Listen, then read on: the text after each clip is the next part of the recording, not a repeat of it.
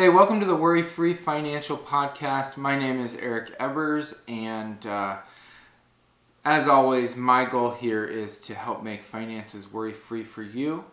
What I go through is I share something in the economy that's going on that everybody should be doing right now, a money-saving tip, a few other tips on real estate, investing, insurance, and so on. And then I have one key topic that I spend a good chunk of the podcast on. Last week I talked about health insurance, a deep dive into health insurance, and I'll do a little recap on that.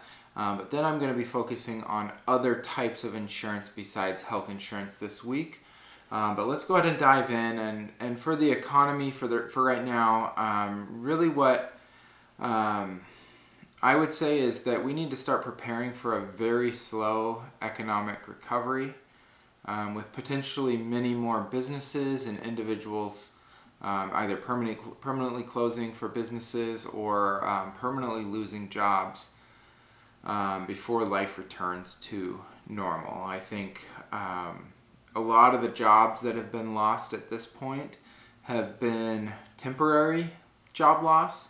But even just this week, I'm starting to see people that I know personally that have lost jobs. And so I think that is potentially a sign of what's to come. And so what I think everybody should do is stop putting off your financial health until later. If you got your stimulus check, don't go spending that as quick as you get it. Start making a budget, start making cuts to certain things so that you can save money or start paying off some of your debt, and start investing in your future by either eliminating some of your non-mortgage debt or by saving for retirement.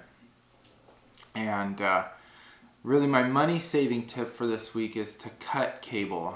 We did this a couple years back, and we switched over to, at that point, Hulu, and now we also have Disney Plus, but switch to something like that if you can. Hulu, Disney Plus, Netflix, that you're paying $10 to $12 a month instead of $150 a month for your cable bill. And so that's one way that you can easily kind of give yourself a raise, and maybe you can make up $1,000 a year or so by making a simple shift like that.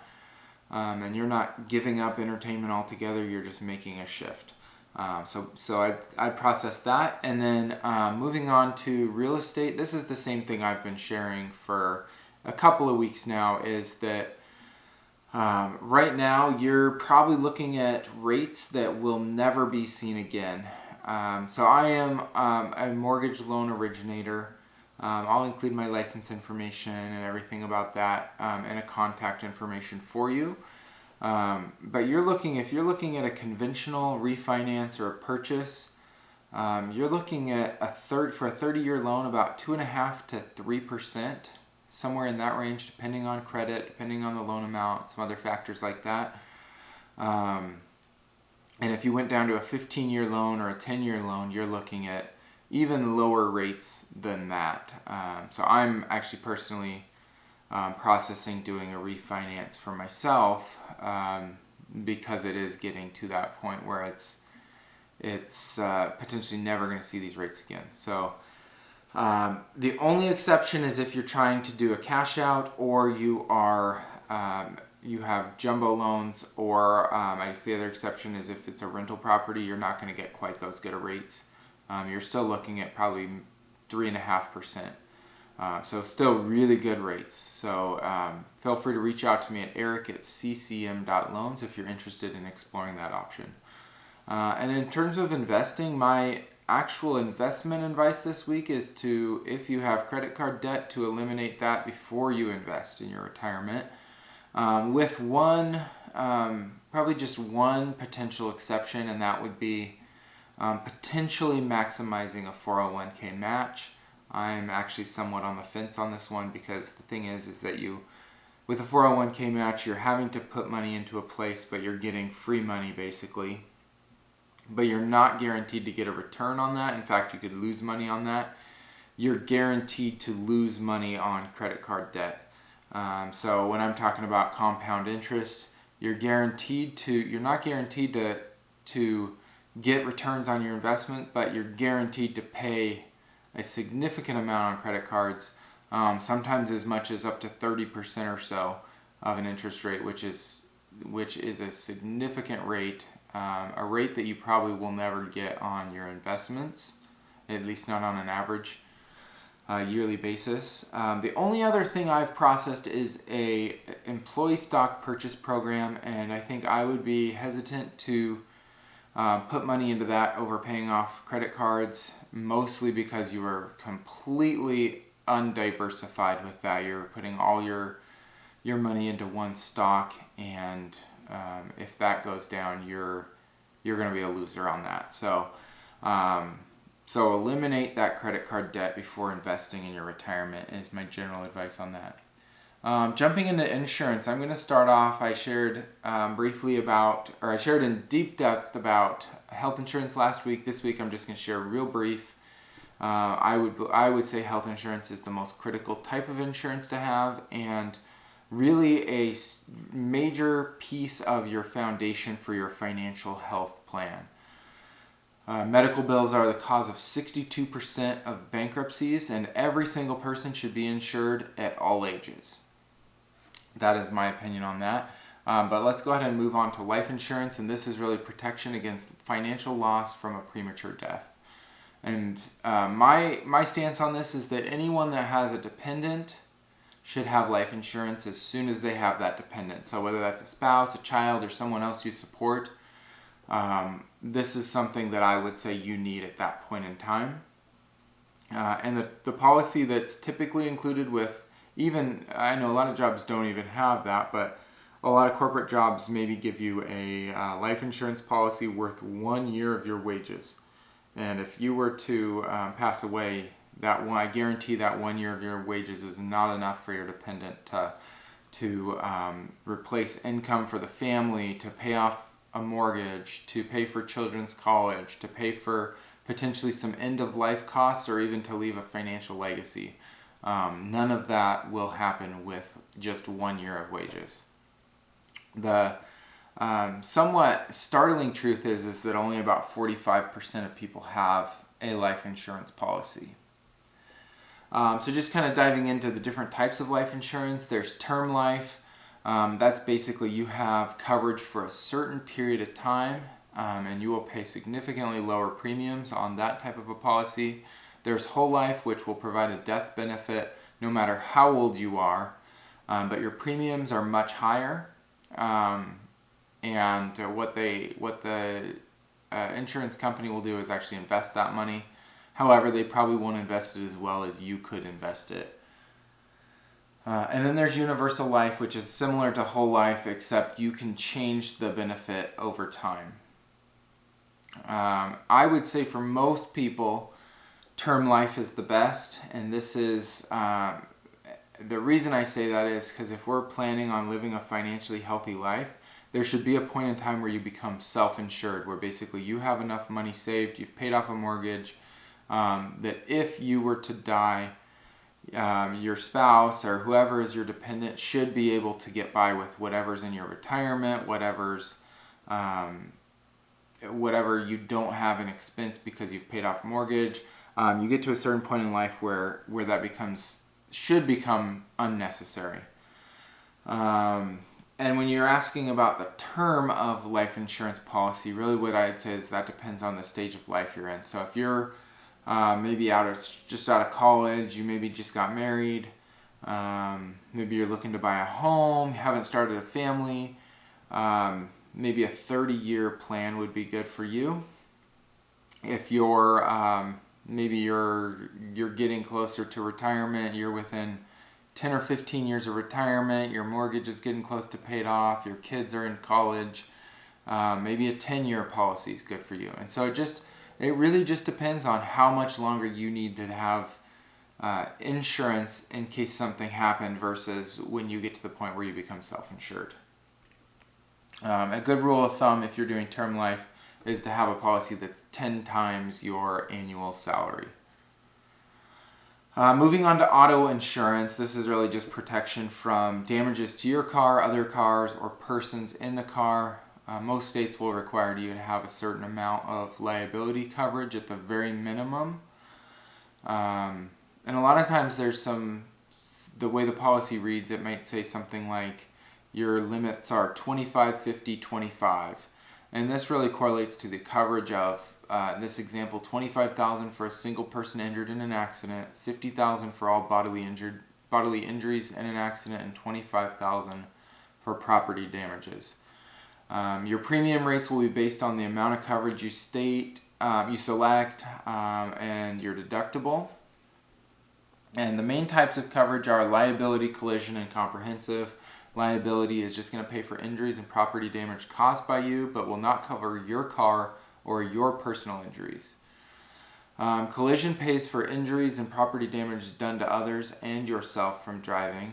And then comprehensive will cover your car for basically everything, including weather damage, fire damage, animal collisions, vandalism, theft, all of those sort of things. You're going to pay more for that versus a liability coverage.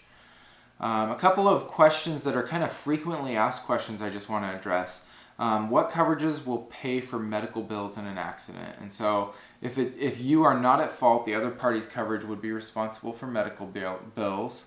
If the other driver had insufficient coverage, then underinsured motorist coverage would cover the cost next. And then the other source would be for your medical bills would be your insurance coverage, your medical insurance. Who is covered by my car insurance? Any licensed driver in your household are generally covered, as well as anyone that has permission to use your vehicle. So if you let your friend use your vehicle, they're going to probably fall under your policy. Am I covered by my auto insurance when I drive my friend's vehicle? Yes. However, your friend's coverage will be the primary coverage, so you need to make sure that if you're lending your car out, that you trust them.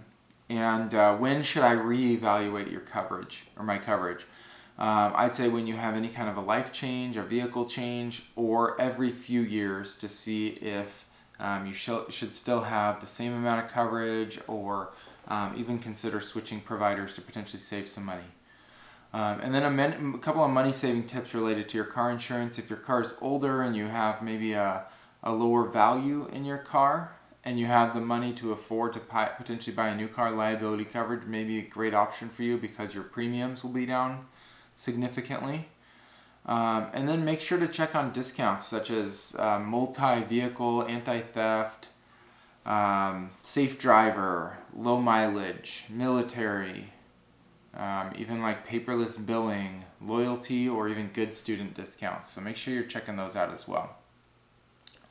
The next area I want to talk about is home insurance or renter's insurance, which is really protection against damages to your own property. Lenders are going to require you to have this sort of coverage, and everyone that owns a home should have that insurance.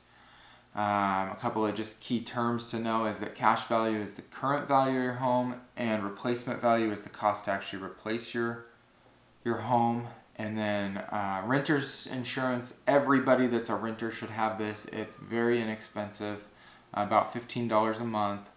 If you have something happen when you're renting your apartment and there's theft, there's a fire, your landlord is not going to be responsible to pay any damages on that.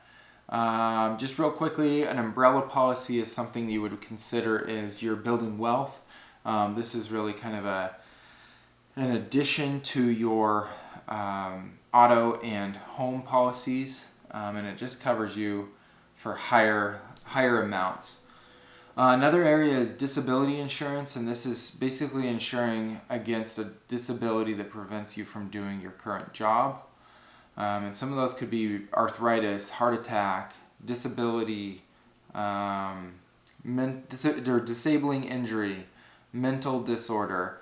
All of these could be a part of that. It is expensive, especially if you're looking at a long-term disability plan. It may be 1 to 3% of your annual income, depending on your age, occupation, and level of benefits you have. And disability insurance does encompass short-term and long-term disability plans.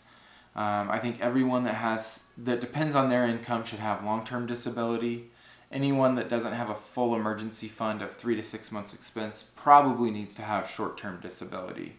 A few other facts on this is that 1 in 4 20-year-olds will become disabled before they turn 67. You may have some level of disability insurance with your employer, so look into that and then add supplementary plans from that. Another area, I touched on this in a little bit of detail last week, but identity theft protection, this is something that's getting more and more important to have. And there's some different levels of identity theft protection. You can watch the video from last week, but I talked about how basic coverage is basically going to annualcreditreport.com and running your credit through your credit report through TransUnion, Equifax, and Experian. Free monitoring through Credit Karma, potentially considering comprehensive coverage that would include monitoring, restoration, and insurance. And then credit freezing if you're at a point in life where you don't need to continue to have or to ever have another loan. Freezing your credit will allow nobody else to have access to your credit either. Another area of insurance is long-term care. And I would say anybody that's maybe approaching age 60, especially if you have a family history of maybe Alzheimer's or dementia, consider to do this to protect the assets that you have. It is fairly expensive, but the cost of staying in a long-term care facility is about $5,000 a month. So you can quickly break even on that if you needed to do that. Many people that won't be insured will lose their entire inheritance that they could have passed down to their children or grandchildren, or potentially even have that cost fall on their children. And really the last element of what I would consider insurance is actually an emergency fund. And so I would say that you need to start by having at least an initial emergency fund of a couple of $1,000s. It doesn't take much for you to have to spend a couple $1,000s, so make sure that you have that. And then once you start to get your insurance lined up, you've paid off all of your non-mortgage debt, then building a 3 to 6 month emergency fund would be ideal. That will help prevent you from having to go further into debt the next time something happens, the next time that your car breaks down, the next time that your furnace goes out, the next time that anything major, the next time you have medical bills. It's just an essential way for you to continue to live a financially healthy life without having all of those bills. That's all I have for this week. Next week I will be talking about and sharing how to do a budget. For those of you that maybe don't know how to do a budget or maybe have variable income that has always been a challenge for you, I'll be kind of walking through steps to make sure that that works out for you. But as always, thank you very much for listening. I'll have information for contact, but you can contact me at worryfreefinancial@gmail.com for financial coaching, or eric@ccm.loans for any refinance or home purchase questions you may have. I'd be happy to help find the best loan and rate for you. Thank you very much. We'll see you next week.